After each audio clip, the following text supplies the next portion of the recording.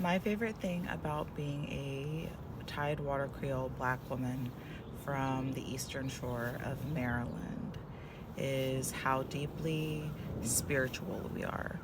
And I wouldn't necessarily say religious, I would definitely say spiritual. Although my grandmother was very religious, I would say the vast majority of us are either religious or spiritual. And I say spiritual because there is a definite religious foundation that was ingrained in all of us. I don't think I know a single black person in my life or that I have ever crossed paths with who would be technically identified as Tidewater Creole, who also did not go to church regularly every Sunday, if not more times than that per week.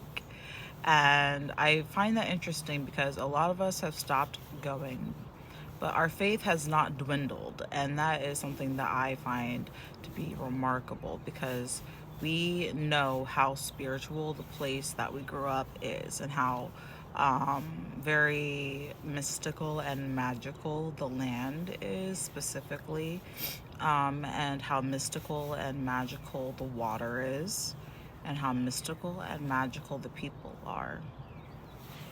When people talk about Appalachia, they often talk about things like Wendigos and other frights of the night, which is very, look, I'm not going to get into that. I don't know personally, but I believe them. I trust them.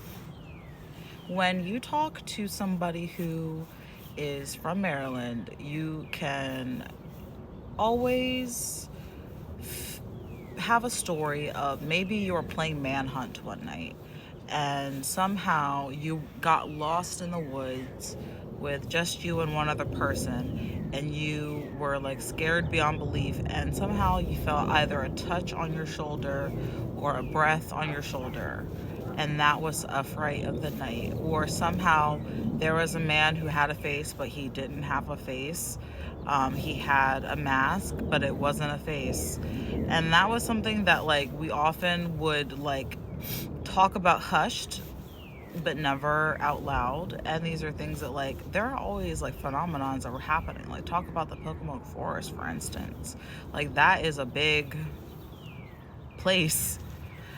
So that's what I'm saying is it's um, very spiritually energetic, if you know what I'm saying, on the Eastern Shore. And I think that that is because we were here, like the people in Appalachia, we were here prior to America and colonialism. So obviously, we have frights and terrors that are here prior to colonialism.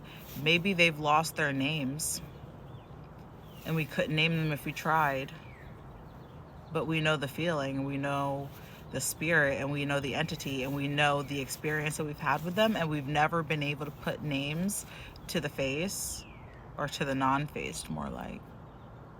But we've all had stories about things like this, and that's something that is so integral, I think, to being a Tidewater Creole, is that these things happen everywhere, all over, because we are so deeply interconnected into the sky, into the ground, into the water, all around. It's in us. It lives in us. It flows through us. It moves through us to others. And that's what makes us so magical and mystical, that people just don't quite understand.